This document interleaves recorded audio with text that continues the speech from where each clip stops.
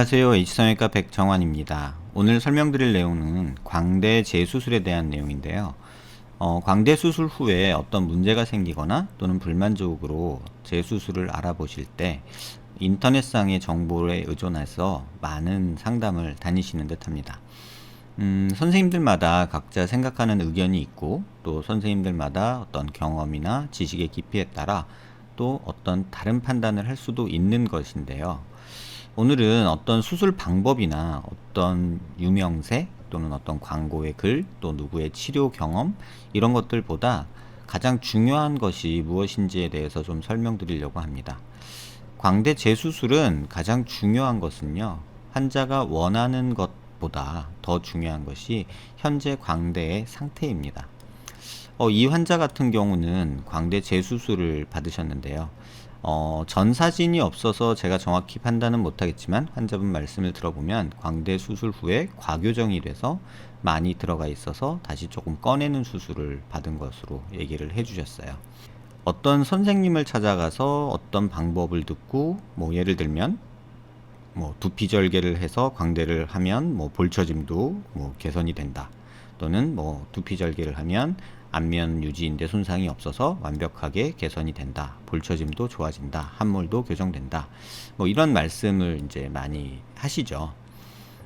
그 이론이 어떤 전혀 근거 없거나 또는 문제가 있거나 그런 것은 아니라고 생각합니다. 하지만 환자분들이 인터넷상의 정보에 의존해서 어떤 안면 유지인대, 붓기, 볼처짐, 분류압, 이런 것들에 대해서 정확하게 이론적인 배경 없이 단어만 습득을 하다 보니까 정작 중요한 것을 잊어버리고 재수술을 결정하는 듯 합니다. 수술 방법은 일단 남아있는 광대뼈의 상태, 다시 말하면 지금 현 상태에서의 진단이 가장 중요하고요. 그 다음에 환자가 원하는 모습이 그 다음으로 중요하다고 생각을 하고요. 그런 것들을 고려한 후에 적절한 수술 방법을 찾고 그 수술 방법의 득과 실을 따져야 된다고 생각을 합니다. 근데 앞서 두 가지가 중요시 됐던 두 가지가, 다시 말하면 현재 상태와 본인이 원하는 모습, 이 두 가지에 대한 것들은 건너뛰고 어떤 수술 방법이 좋다더라, 어떻게 수술해야 안면 유지인대 손상이 적다더라, 볼처짐이 해결된다더라, 두피 절개가 어떻다더라, 이런 얘기들로만 굉장히 수술 전에 고민을 하시는 듯 합니다. 오늘 보여드릴 환자분 예를 통해서 환자분들께서 가장 중요시하는, 광대 재수술에서 가장 중요시해야만 한 것들에 대해서 좀 설명드리도록 하겠습니다. 광대 재수술 시에 가장 중요한 것은 남아있는 이 아치뼈의 크기와 모양입니다. 아치뼈가 많이 남아있지 않으면 재수술을 하고 싶어도 권하지 않은 경우가 있어요. 왜냐하면 재수술로 오히려 더 악화될 가능성이 있기 때문이죠. 분류압이 심해진다거나 또는 원치 않은 부작용이 생긴다던가 하는 내용인데요. 이 환자분 같은 경우는 광대 재수술 후에 광대뼈를 좀 더 빼고 싶으셨던 것 같아요. 그래서 광대뼈를 좀 빼려고 했는데 오른쪽은 그럭저럭 좀 빠져나온 형태고요. 왼쪽은 수술로 얻은 효과가 거의 없습니다. 플레이트를 이렇게 긴 거를 사용해서 두피 절개를 통해서 고정을 했는데도 불구하고 광대뼈는 다시 원위치로 돌아갔고요. 남아있는 플레이트만 이렇게 허공에 둥둥 떠서 겉에 피부의 함몰과 이런 플레이트가 만져지는 이런 문제가 발생을 한 경우죠. 또 한 가지는 앞쪽에 체부 쪽은 이렇게 좀 붙었다 하더라도 아치 쪽에 이렇게 비어 있어서 지금 잘 보시면 이만큼 뼈가 없어요. 이렇게 뼈가 없는 거를 플레이트로 이렇게 연결해 놨다고 해서 이게 안전하게 유지가 된다고 보기는 힘들거든요. 이럴 때는 조금 더 신경을 써서 수술을 한다면 이런 체부 쪽에서 조금 더 단단한 결합을 만드는 것이 중요하다고 저는 생각을 하고요. 그래서 보통의 경우는 재수술의 경우는 플레이트 고정을 3개를 보통 개인적으로는 선호합니다. 또 한 가지 중요한 거는 이 광대뼈 길이가 중요하다고 앞서 말씀드렸지만, 또 하나 중요한 거는 체부 쪽의 이 절단면의 모습이에요. 이 절단면이 일자로 되어 있는 상태라면 갖다 붙여주기만 하면 되죠. 아치 쪽에 좀 떨어진 거는 사실 체부가 단단하게 붙어 있으면 상관이 없거든요.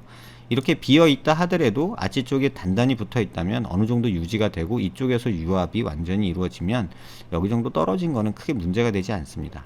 하지만 이쪽 체부 쪽에 고정이 완전히 되지 않은 채로 여기가 비어 있다면 이 남아있는 골 절편이 또 하방 변이가 일어나거나 또 분류합이 일어나거나 해서 말썽을 일으키는 경우가 종종 있죠.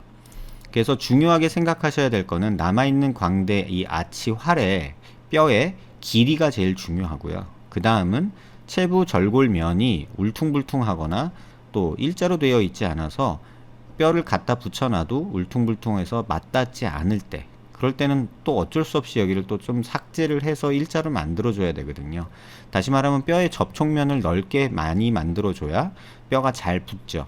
근데 이렇게 우둘두둘한 상태로 연결이 되어 있으면 실제로 보면은 와이어로 이렇게 고정이 되고 플레이트로 고정이 되어 있지만 이 사이는 비어 있죠. 물론 운이 좋아서 또는 뭐 대개의 경우 이런 경우에 뼈가 어느 정도 붙고 또 뼈가 살짝 연결이 되는 경우도 있지만 또 이렇게 아치가 불완전하게 있을 경우에는 얘가 또 움직여서 이쪽의 분류압과 여기에 뼈의 흡수 이런 것들이 일어나서 결국은 이 뼈가 더 녹아 없어지는 그런 모습을 보이게 될 수 있습니다.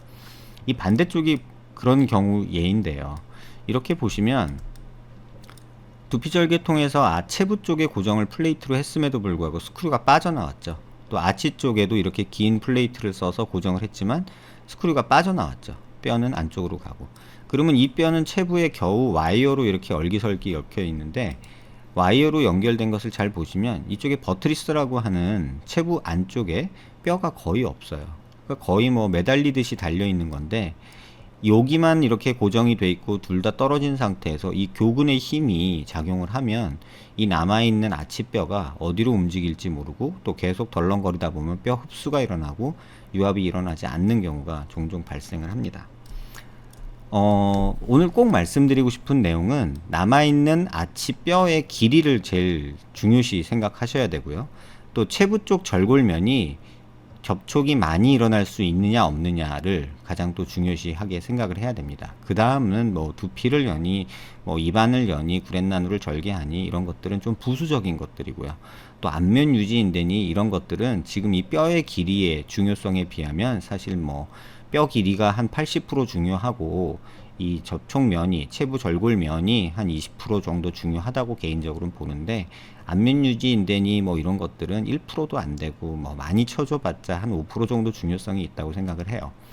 그래서 뭐 두피 절개를 해서 안면 유지 인대를 손상을 안 주고 볼처짐을 뭐 예방하고 좋아지게 하고 뭐 이런 얘기들을 하는데 정작 중요한 것은 주된 목적, 수술의 주된 목적이 아치의 연속성을 만들어주는 거거든요. 광대 재수술은. 근데 그런 연속성이 뭐 만들어지지 않은 채로 뭐 안면 유지인대니 뭐 이런 것들만 고민하다 보면 결국 주객이 전도되는 상황이 벌어져서 이런 상황처럼 플레이트만 둥둥 떠 있고 고정을 위해 삽입한 스크류가 아예 허공에 매달려 있는 이러한 모습이 되고 또 와이어로 이렇게 간당간당 매달려만 있는 상황이 돼서 추후에 더 문제가 되는 상황이 벌어질 수 있다고 생각을 합니다.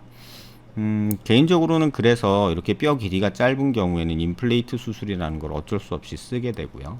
또 이렇게 체부 쪽은 어느 정도 뭐 접촉을 만들 수 있음에도 불구하고 아치 쪽이 이렇게 떨어진다면 이거 역시도 좀 불안해서 뭐 미니 임플레이트라는 것을 만들어서 수술을 하고 있습니다. 뭐 이 방법이 뭐 모든 만능이냐 이런 것은 아닙니다. 다만 어쩔 수 없이 이렇게 뼈가 모질라서 뼈가 짧고 또는 이렇게 연속성이 없어서 어쩔 수 없이 사용하게 되는 보형물이고요. 이렇게 플레이트를 길게 사용하는 것보다는 차라리 그런 방법이 좀 더 안전하지 않을까, 또 안정적인 결과를 만들지 않을까 생각을 합니다.